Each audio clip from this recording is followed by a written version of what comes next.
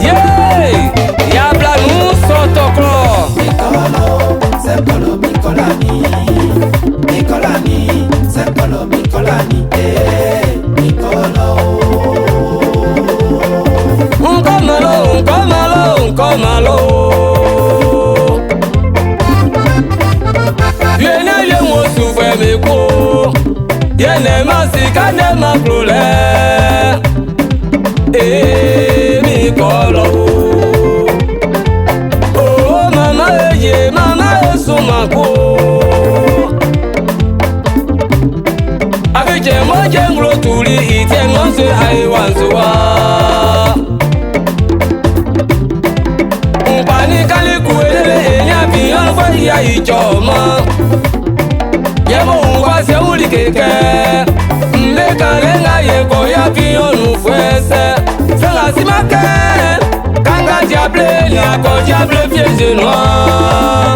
Utufuru kongolema. Ani kanga besilima fwe kunga inu.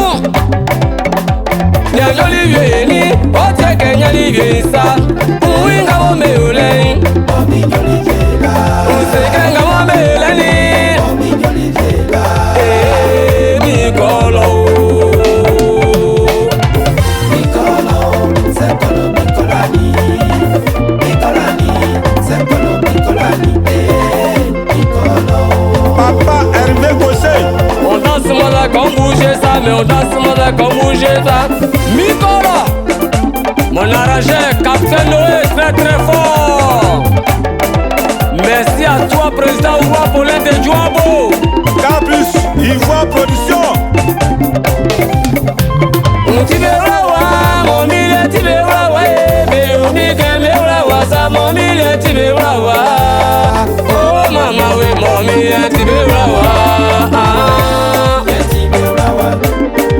Keke mone masikani isote meyo miso unze kusukali ya ekani isote meyo miso ndenga yengu mewe oh mama ye tibewa wa umomile tibewa wa ye perfumé mon ami Blue Benoît aya upaka bolo mama ejeni moti juma lietei yaki seme mame kwa keme yaki meblama esimi kolo Jean-Marie de tout ya qui se barre mame kwa pene ya qui me blama esimi kolo. On a l'industriel, merci le père. Maman Marie Langora, moti chuma ye RTI ya qui se me mame kwa pene ya qui me blama, me ya qui me blama esimi kolo. Mon ami DJ Bleu, aïe mianou mae, aïe se aïe vle kwa keme aïe me bla na esimi kolo. Maman Adien de ma ferré, président Gwe Fabrice Di Agogo. Messieurs mes sanois, messieurs mes tinois, messieurs mes tienois, papu messieurs pour nous yako. Messieurs mes sanois, messieurs mes tinois, messieurs mes tienois, papu messieurs pour nous yako. Semblez jamais et Ayaou TV. Oui, mesdames et messieurs, je vous invite tous à danser Mikolo. C'est la danse du bonheur.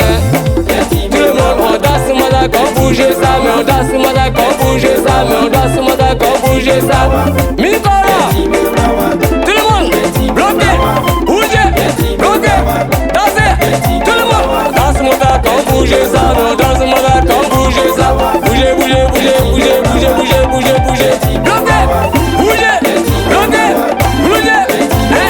danse, moi d'accord, bouger ça, mais on danse, moi d'accord, bouger ça, bouger, danser, Mikolo. Oui, salut à toi, la belle-mère, Aka Angèle, Aka Caroline de Paris. Salut à toi, mon vieux père, Jérémy Kwasi.